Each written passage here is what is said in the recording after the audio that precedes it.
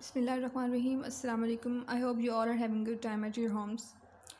Today you are listening to the speaker Nurul Huda Qureshi and I am here to give you some details about grammar. So let's start. Grammar is the study of words, how they are used in sentences and how they change in different situations.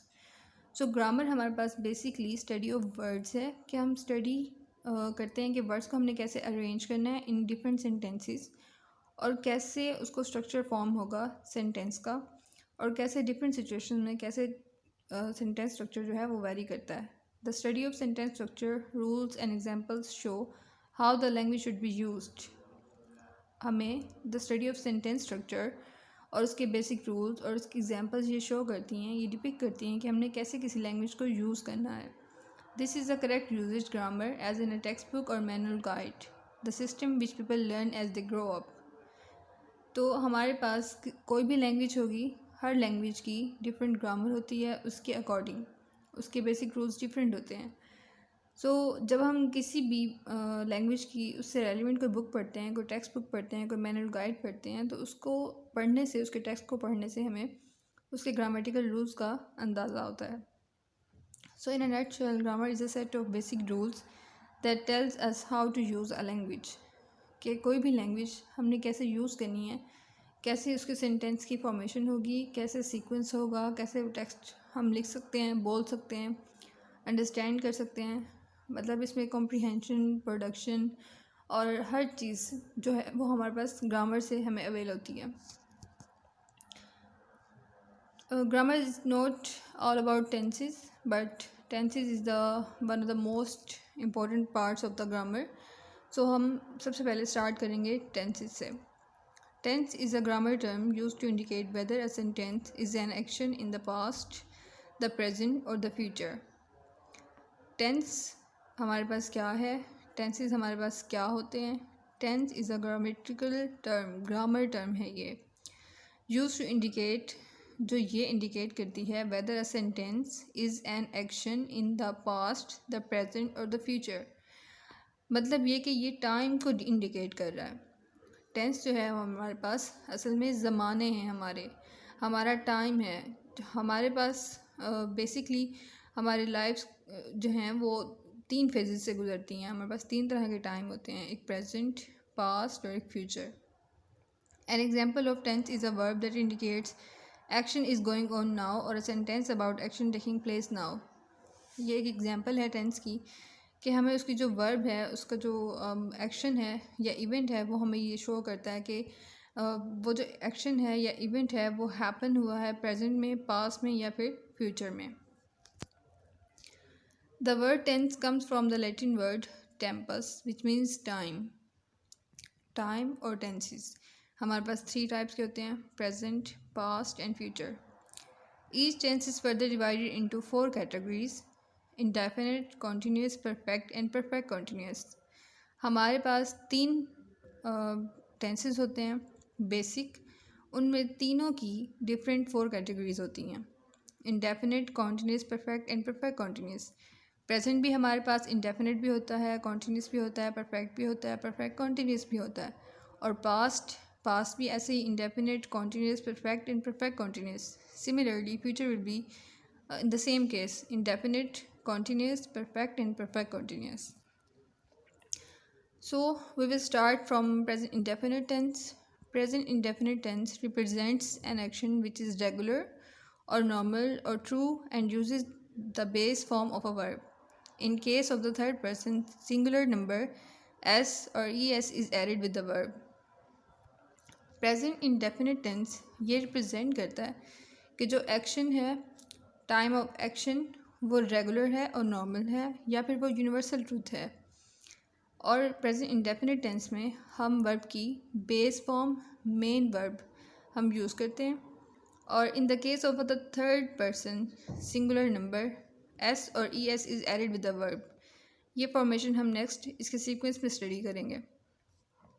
पहले हमने tense पढ़े, 3 tenses थे, उन तीनों tenses की हमने 4 categories study की. अब हम हर टेंस को जब उसकी ग्रामेटिकल उसके फंक्शंस को स्टडी करेंगे तो हम ये देखेंगे कि अगर हम सेंटेंस को फॉर्म कर रहे हैं तो सेंटेंस की फॉर्मेशन हमारे पास कैसे होगी और सेंटेंस कितने तरह के होते हैं। सो सेंटेंसेस जो हैं वो भी 4 टाइप्स के होते हैं, positive, negative, interrogative and negative interrogative. So हर टेंस की जो सेंटेंसेस की फॉर्मेशन होती है इनके अकॉर्डिंग चेंज हो जाती है सीक्वेंस। सो हम सबसे पहले डिस्कस कर रहे हैं सीक्वेंस ऑफ पॉजिटिव सेंटेंसेस। सबसे पहले हम लिखेंगे सब्जेक्ट प्लस वर्ब की फर्स्ट फॉर्म और एस और ई एस जो कि कंडीशनल है plus object. If subject is singular, अगर हमारे पास सिंगुलर सब्जेक्ट है तो हम वर्ब के साथ एस या फिर ई एस को ऐड करेंगे। If subject is plural, verb remain same, उसके साथ कोई भी एडिशन नहीं होगा। These are some examples. He offers his prayers daily, यहाँ पर ही सिंगुलर सब्जेक्ट है इसलिए हमने ऑफर के साथ एस को ऐड किया है। They play football in the play ground, they यहाँ पर प्लूरल है। Salim recites the holy Quran daily, recites यहाँ पर हमने एस को ऐड किया है because of the singular subject. You work in this office, you उसमें सिंगुलर भी हो सकता है और प्लूरल भी हो सकता है, but in English basic rules you को हमेशा प्लूरल ही कंसिडर किया जाता है और आई को भी। आई कुक फूड, इसलिए यहाँ पर हमने दोनों सेंटेंसेस में एस या एस का एडिशन नहीं किया। She sews her clothes, sews यहाँ पर हमने सीव के साथ एस लगाया because of the singular subject. The sun rises in the east, ये यूनिवर्सल ट्रूथ है। नेक्स्ट हम बढ़ रहे हैं sequence of negative sentences. Subject plus do और डज नॉट प्लस वर्ब की फर्स्ट फॉर्म प्लस ऑब्जेक्ट। यहाँ पर एक चीज़ जो कि कंसिडरेबल है कि हमने वर्ब के साथ जो एस या ई एस को ऐड किया था, अगर हमारे पास सब्जेक्ट सिंगुलर होगा तो वो हम डज नॉट में चेंज कर देंगे एस या फिर ई एस को। डू के साथ एस या ई एस को हम ऐड कर सकते हैं, तो वहाँ से जो वर्ब के साथ एस और ई एस का एडिशन था वो हम रिमूव कर देंगे। If subject is singular we will use does not, if subject is plural we will use do not, और वर्ब की फर्स्ट फॉर्म सेम रहेगी, उसके साथ कोई भी एडिशन नहीं होगा। Example, he does not run fast, run के साथ हमने एडिशन नहीं किया हालांकि यहाँ पर सिंगुलर सब्जेक्ट है, but we have used does not, that is why हमने यहाँ पर कोई भी एडिशन नहीं किया। They do not obey their parents, यहाँ पर दे प्लूरल है इसलिए हमने डू का यूज़ किया। Saliya does not work hard to pass her exams, you do not play football. Next है हमारे पास sequence of interrogative sentences.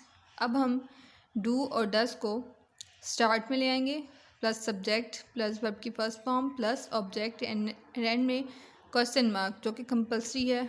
It shows interrogative sentences. Examples, does he plough in the fields, क्या वो खेतों में हल चलाता है, यहाँ पर हमने सिंगुलर सब्जेक्ट के साथ डज का यूज़ किया है और वर्ब के साथ कोई भी एडिशन नहीं हुआ और एंड में क्वेश्चन मार्क यूज़ किया है। Do they study there, do I watch TV, does Madiha knit her sweaters. Then sequence of negative plus interrogative sentences, जहाँ पर सेंटेंसेस मनफी भी होंगे और सवालिया भी होंगे। डू और डज को हम स्टार्ट में लिखेंगे, फिर सब्जेक्ट प्लस नॉट, अब सब्जेक्ट के बाद हमने नॉट को यूज़ किया है, प्लस वर्ब की फर्स्ट फॉर्म प्लस ऑब्जेक्ट और एंड में क्वेश्चन मार्क। एग्जाम्पल्स यहाँ पे गिवन है, do they not drink milk, does he not wear socks, do you not go there, do I not study at night.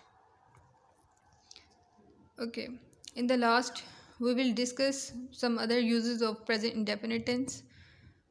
To express a habitual action, ऐसा action जो habitual है, जो daily happen होता है, उससे हम वहाँ पर हम प्रेजेंट इंडेफिनिट का यूज़ करेंगे। ही drinks T every morning, every morning यहाँ पर यूज़ हुआ है, इस वजह से हमने प्रेजेंट इंडेफिनिट को यहाँ पर यूज़ किया है। तो सेकंड हमारे पास कंडीशन है टू एक्सप्रेस जनरल ट्रूथ्स, जहाँ पर जनरल ट्रूथ्स होंगे या यूनिवर्सल ट्रूथ्स होंगे वहाँ पर भी हम प्रेजेंट इंडेफिनिट को यूज़ करेंगे। The sun rises in the east.